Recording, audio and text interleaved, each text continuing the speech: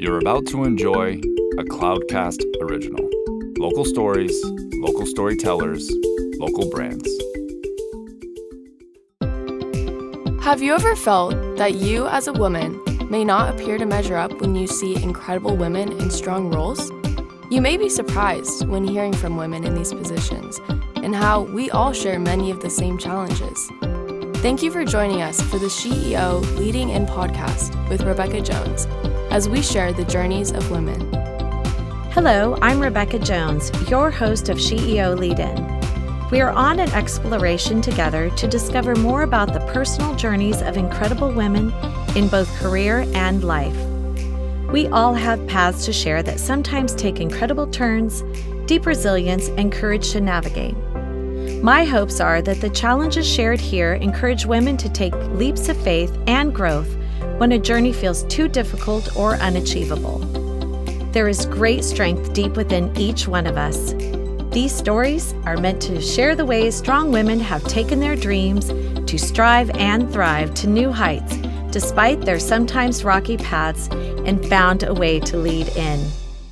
Today we are here with Jennifer Castell, Senior Advisor at St. Jude's Research Hospital. How are you today, Jennifer? I'm doing great. Thanks for having me. Oh, it's so exciting to have you here today because this month is what? Childhood Cancer Awareness Month. Okay, it's not a great thing that you need to share, but it's a very important thing that you need to share about all the things that you do. Could you tell us a little bit about what St. Jude's does? Yeah, so St. Jude Children's Research Hospital is leading the way that the world understands, defeats, and cures childhood cancer.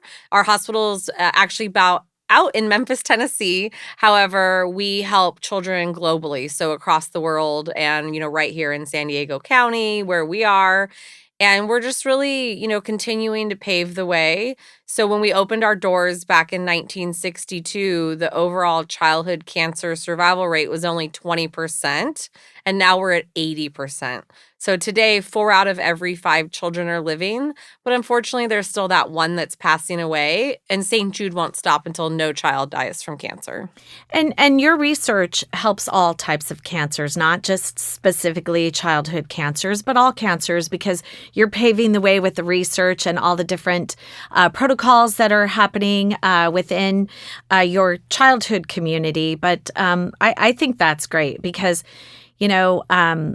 cancer no longer has to be a death sentence. Many of the patients are living long, healthy lives, and that's great that you're actually doing that. So tell me a little bit about your partner agencies that you have.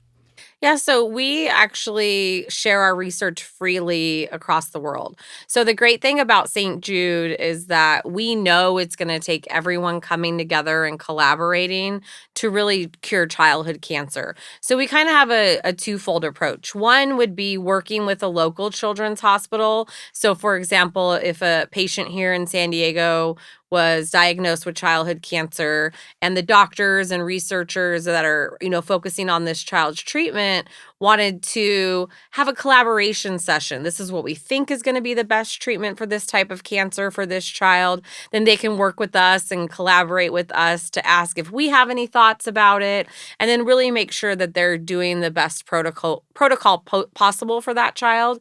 And then if for any reason they don't feel like they have the resources and the protocol and procedures locally, that's when they turn to St. Jude and say, we think we need to send this child back to you in Memphis, Tennessee. And that's how we collaborate together on that.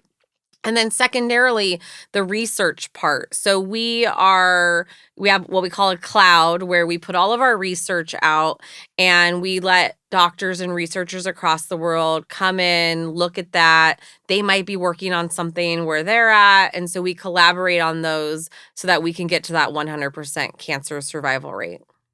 So that being said, just about, if a child comes and they go to their pediatrician, they start having some issues, they want to find out what's going on, how do they get to you? How does that work? Yeah, the number one way is a doctor referral. So, it's really important for us to continue to spread the awareness about how we're different than your local children's hospital, because that's when your local children's hospital says, we don't know if there's anything more that we can do. We don't have that knowledge. And that's when they turn to St. Jude. So we are not your local children's hospital is going to help with so many things. They have an emergency room. They're helping with so much stuff besides childhood cancer, whereas we are very focused on childhood cancer, blood disorders. So sickle cell anemia is another one that we work heavily on. And then we do, venture out into other things like HIV, AIDS, and dementia. But really focused in that pediatric area. And so that's when your local children's hospital needs to turn to us if they don't have the answers. And so that's how we collaborate together. We want children to be, to have their protocol to get cured right in their own hometown. But unfortunately, that doesn't always happen. So, just looking at cancer as a whole, it has changed so much. The growth and how all the research that's happened and how that's changed, been a game changer. And so tell me how a cancer has evolved, cancer protocols, because that happens pretty quickly now, I think, with all of the research that you've been doing. So could you explain that just a little bit? Yeah. So when we opened our doors back in the early 60s, the most common form of childhood cancer is called acute lymphoblastic leukemia. At that time, if you were told your child was diagnosed with childhood cancer, there was only a 4% survival rate. So that's very, very low. And today, fast forward, that specific type of childhood cancer is at a 94% survival rate. And so over the years, what St. Jude has been able to do is accept patients with acute lymphoblastic leukemia, continue to figure out the best protocol, the best types of chemotherapy or radiation or the different drugs that child may need. And what's really different about St. Jude as well is, although we do work with insurance companies for the children, we do not hinder our moving forward based off any funding from, say, the government or any insurance company. We are actually majority funded by people like you and me in the community that really want to make a difference. And so that helps us continue to quickly come up with new cures and quickly do those protocols and procedures, because we're not waiting for funding from someone else. But that's why we really rally the community together and take donations from change and dollar bills. We got the kids doing trichathons to, people who are just outright giving gifts or supporting in other fundraising ways across the community. Well, thanks for explaining all that, because I think a lot of folks out in our communities don't really understand how it all works. So thank you for going into all of that. Now let's just talk a little bit about you. Yeah. Okay. So Jennifer, when you when you were a young girl, did you think that you would be doing this? Absolutely not. But in retrospect, so I was born out in East County, San Diego, in El Cajon. And I remember, being a KSON avid listener back then and still to this day. And my mom and I went to the Parkway Plaza Mall where KSON was doing a radiothon for St. Jude Children's Research Hospital. And we donated our money back then. And I just thought, we're doing great. We're helping, this organization, and didn't think anything really of it. And then fast forward, after college, I was doing for-profit accounting, and I wasn't very happy, I will say. And I decided to start volunteering my time back out in the community to figure out, what do I want to do? And that actually led me to the nonprofit space. And so I decided to make a career change, and I went into nonprofit work. So my first job was actually with a different nonprofit organization. And then I stumbled back upon St. Jude, and I've been there for 6.5 years now. So volunteer to an actual employee and a high-level employee. I think that's pretty cool. And you know what? I actually grew up in East County. I didn't know if you know that. And so, there's something about East County. I think that definitely, our roots are definitely about giving back, I think. And so just kind of thinking about you as a person. I know you're a person in your job, in your career. But what is one word that you think that describes you the best? Do you have one? Or do you have several? Yeah, a lot of people have several. It's not always just one word. That's a great question. Well, I would say most recently probably resilient, going through, my father was diagnosed with early onset Alzheimer's, actually right when I started working for St. Jude Children's Research Hospital. And so I really had a twofold thing. I was going through my father having early onset Alzheimer's, and it progressed quite quickly. But also I was working with children and their families. And what's really hard, and one day one of my old colleagues asked me when I was going to move to St. Jude, how are you going to hear these stories about the children getting diagnosed with cancer and the ones that are passing? And it didn't hit me until I actually got into the job. Sure. And you're hearing stories of that 20% of children that are not surviving. And you have to really continue to focus on that 100% survival rate and not allow yourself to get down or become too emotionally I don't want to say involved, but too emotionally brought down, because that the work you do is going to get us to that 100% survival rate. That if you put everything into it, you're going to get there, but it's hard work. It's very emotional. It's great to hear the stories of the children who are getting diagnosed, they are cured, and now they're living and thriving, but it's still that 1% that definitely gets you. Well, starting out in the 60s at a less than double digits, right? Less than 10%. And now you're over 90% on a survival rate. That's huge. Yeah. And that's, a fairly short amount of time if you think about that. Correct. And of course, any child passing away is, it's very emotional, of course. And, thinking of all the things that they could have done, this and that, their first things, but how you're changing that. Yes. It's a huge deal. And, being able to stay in it and, be committed to it. I commend you. Everyone has their special gift. And I think you're definitely not an exception to that. So tell me what success looks like for you. So, one thing I was going to say is, we have a patient mom out of Carlsbad, California, Liz. And even though, the local children's hospital here kind of didn't give much hope, their family went back to St. Jude and they got 4.5 more years with their daughter. That's success to that family, right? Sure. Even though she didn't make it and unfortunately little Claire passed away, that family was given no hope here, unfortunately, and they found St. Jude, and then 4.5 years of Claire's life was really something that they got to experience. And, she was the youngest of 5 siblings. And so Liz, to this day says that, she understands that we didn't get to save Claire, but that all the research that was done and the protocols are hopefully going to help more children in the future, right? And so you can imagine that that's something, too, we hear a lot of.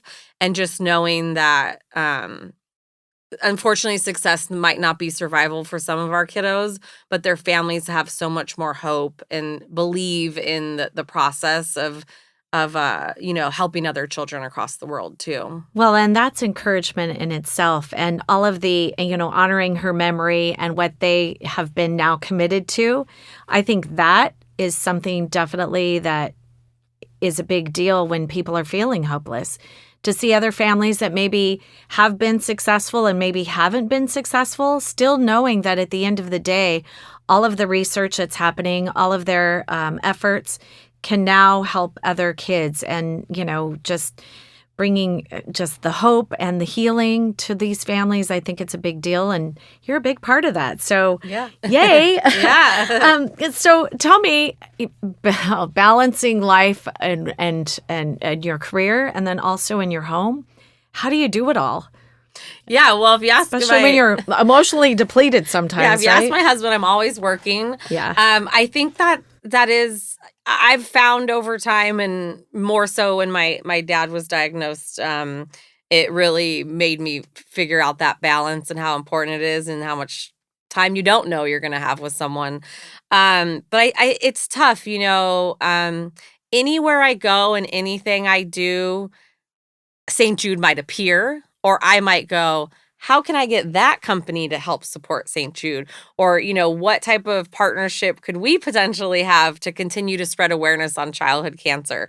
And so it's always there. And I think what's really hard is we're not to 100% survival rate. I personally don't have any children of my own, but for me, these kids kind of feel like my children. I'm helping these families, have successful milestones with their children, and hearing these stories when the kiddos do make it and they're thriving, and that really keeps me pushing and keeps me really engaged in my work.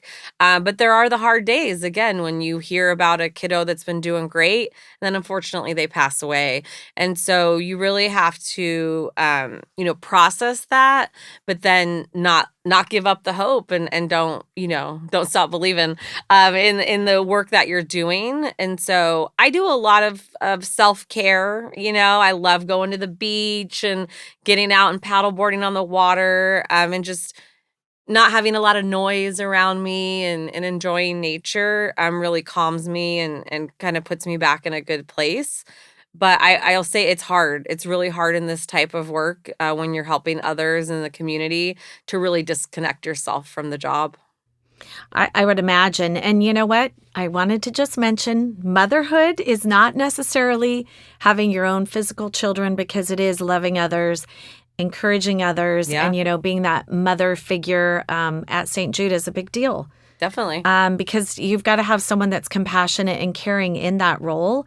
It can't be all about just getting the job done. It's also remembering to care and love for others, because I think all those families need it. Even if their child ends up getting better and healthy at the end, I think there's still that very scary time that if you're not the right person in that job and in that role, you can't bring them along to help them trust and have hope for the future. Right. So anyway, I can tell why your journey chose you. I mean, literally, you're very passionate about it. And I think that is in itself brings, the encouragement to others, and want them to believe in the process and want to believe in the system. And how can I get involved? Because just doing the job is not enough. I think you do have to have that living part of you. So what are some lessons that you've learned in just not necessarily your role at St. Jude, but as a woman in a career that she's so passionate about? What are some lessons learned that you would share that other young women could apply to their lives? Yeah, I think, when I found out that for-profit accounting wasn't for me, it was a big deal. I had spent many years focusing on accounting in college. I was going to become a CPA. Like, I was very set. And then I got into the work and I didn't love it. And it wasn't until my husband, he was my boyfriend at the time, and my friend said, "You're so unhappy, this isn't you," that it really made me step back and reevaluate my career and what I wanted to do. And so I definitely, I think that you have to be able to be flexible throughout your life. You just never know what's going to hit you. And so when that happened, I put myself out there. I started volunteering for organizations, all different kinds of organizations. And volunteering is so important to nonprofits across a globe that just need help. And that kind of helps you find your way, and helps you realize, I could do this work, or I really love this work. I love giving back to others. I don't want to be sitting behind a desk just doing counting work anymore. And so I think it's that take a chance sometimes. And, you might not know if it's going to work out, but volunteering is definitely a great way to start that process. And I think just, being present with your loved ones, and careers are very important. We need them, to pay the bills and to get by. But you just don't know the time that you're going to have with your family or your friends or what's going to happen. And so you really need to make that time as well and find that right balance for yourself. Well, and I think, too, back to the whole family part and your dad's illness, I think that gives you special authority in this job to be able to see the other person's side, to know the fear, to know firsthand what you need to give at that moment in time when you're speaking to families. Definitely. Right? Yeah. And so, just kind of thinking about our lives, I don't think anyone knows right when they're starting their first career what it is they want to do. They might think, and I tell people all the time, especially young adults, I tell them all the time, try things that you think are slightly intriguing to you. Yeah. Because you are then going to find something and try a lot of different things. Nothing, of course, dangerous, physically dangerous. But try some things that are uncomfortable. Because I can tell you a lot of people that I speak to have tried things that were really uncomfortable. Like, for instance, I do a lot of public speaking. Yeah. I used to be terrified in the beginning. I remember thinking, oh, there's just no way I'm ever going to get to a point that I don't feel physically nauseous. But you get there because if you know your content, you believe in what you're doing, which goes back to, really finding something you're passionate about. You will excel at it because it feels not as tough as it used to feel, or maybe as tough as, being in the private sector every day, being, I don't want to say a bean counter, but, that kind of is, at the end of the day, it could be. Yeah. If you're not loving it and you're not feeling passionate about it. Right. So, trying things is a huge deal. I totally agree with that. And I don't think you can over volunteer. I agree with volunteering because, again, back to being exposed to different experiences, but also different people. Correct. And, networking is so important when you're trying to find a career because, again, things will open up for you that maybe you didn't realize you might love. So those things I think are great too. So, right. Just kind of thinking about, what might be next on your plate. What do you see? Is there anything that you want to branch off on, start some sort of new initiative, something that you haven't been able to explore quite yet, maybe timing wise or whatever? Is there anything that you want to share with our listeners today that you're thinking about doing? Yeah, well, one thing I did want to say, another lesson really quick, is having grace for other people. Oh, gosh, yes. We just don't know what other people are going through, and so we have to continue to give ourselves grace, but also know that the person next to us might be going through something that we have no idea about, and to be kind.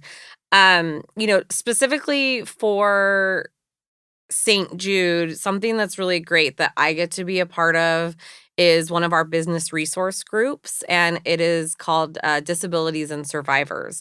And so it is new. It's about a year old, and that's something that I really latched on to, having a family member with a disability. I was a caregiver for my father and many things like that. So I really love that I've been given the opportunity, through my career to help figure out how to continue to encourage other employees and even people outside of St. Jude to be mindful of disabilities and to be mindful of people that are different than you. And so that's been a really great opportunity for me to be a part of that. I am the chair or a co-chair of that group, and just really, making sure that we continue to be inclusive of others, and specifically with childhood cancer and awareness is continuing to develop and create awareness here in San Diego County in Southern California. But really, I love I'm like I said, I'm from here. I love San Diego, and we have amazing research institutions here. We have amazing hospitals here.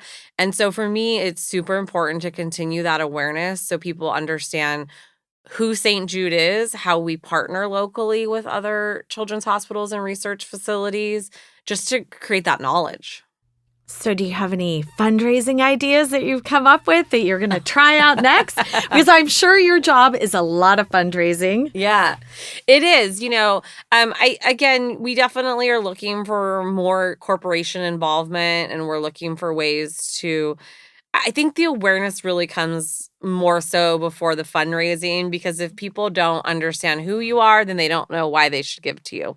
Right. But we do have, we literally have trichathons that happen.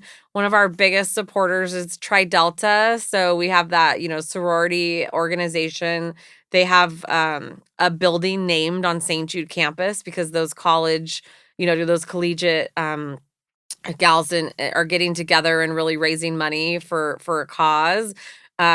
We do have a walk here in San Diego, but it's really more about finding ways that you want to fundraise. We have radiothons, but we love it when people come to us and say, I want to do this and fundraise this way, and we're happy to support that. Well, I think more organizations, and especially small businesses that have evolved into larger businesses, they're really focusing on starting foundations to help folks like you, and having a private sector that is helping and helping fundraise for these for the research and all of the things. And another thing I wanted to touch on is when children come and they have to go back to your main hospital. Where do they stay? Because I would imagine there would be fundraising on that as well. Yeah. So, again, since we opened our doors, we do not, once you're admitted as a St. Jude patient, as a St. Jude family, you don't pay for anything in terms of treatment, travel, housing, or food. That way you can focus on your child. So what happens is we hear many times, we got accepted as St. Jude on Saturday and we were there by next Tuesday. So we cover all the transportation, flights, cabs, getting you to and from the hospital, all of your food while you're there. So we do have on campus, we have Tri Delta Place, we have an in-living facility. We do work with Target. We have the Target House, so the organization Target. We're just getting ready to build a brand new facility. We're building it, actually, that has 2 and 3 bedroom apartments. Because what happens is, for example, with Liz, who I was mentioning earlier, the Carlsbad family, there's 7 family members. Only one of them had the childhood cancer, but the whole family uprooted their lives from here to go back to Memphis to be with Claire for 6 months. And so we give them a place to live, and we give them that place for free. Well, keeping the family unit together so that they're, again, staying together, loving one another, being able to get through it as a team rather than singularly, I think that changes the entire dynamic of what we probably saw back in the 60s when you first started. And, there is a lot of healing in knowing that you're loved, knowing that your family members are with you. And it's a lot less scary for these kids. So I love that you're doing that. I thought that's what you were going to say, but I wanted to kind of get to that. So, okay, you're going to walk into a room of all of these young women that want to become leaders. What are some things that you would tell them, some advice, pieces of wisdom? What would you tell them to focus on and not forget and really be able to implement into their lives? I definitely think it's important to have confidence in yourself, and it's easier said than done in a lot of situations. And, as women, really, we sometimes are put in situations where we are not the majority in the room, and maybe our voice isn't being heard. But if you continue to have knowledge about what you're going to speak about and what you're going to ask, and have the confidence in yourself to do that, you're going to continue to move. You're going to continue to move forward. You're going to challenge the system. But you also need to be ready for people to question you and to ask you, well, why do you think that? Or where did you get that information? And so it's really about, having that confidence and the knowledge, if you're going to push the button a little bit, we'll say, to have answers and be ready for that. So I definitely think it took a long time, like you said, for me to even be ready to speak in public. But now, I'm on TV interviews all the time, and it took a lot of courage. Well, thank you, Jennifer. Thank you for sharing with us. So we're here today with Jennifer Castell from St. Jude Research Hospital. I love your story. I love how passionate you are. I think it's really important for young women and all people that want to be leaders to find that thing that they're passionate about. Yeah. So that it doesn't feel like work. It feels like just something you just need to get up and do it. Get up and do every single day. Yeah. I always say that, now that I do this work, the only way I would go back to for-profit is if I get to be the person who gives out the money. You get our money. You get our money. Yeah, so that would be a really great job. A lot of fun. Yeah. Lot of fun. All right. Well, thank you so much for joining us today. Thank you for having me. Thank you. Now that was powerful. We hope you've been lifted and encouraged by today's inspiring voice. Always remember that life doesn't look exactly the same for each one of us. Never stop dreaming, striving, and thriving. In future episodes, we look forward to bringing you powerful stories from amazing women who learn how to lead in to challenges. Thank you for listening and being part of our community with SheEO host, Rebecca Jones.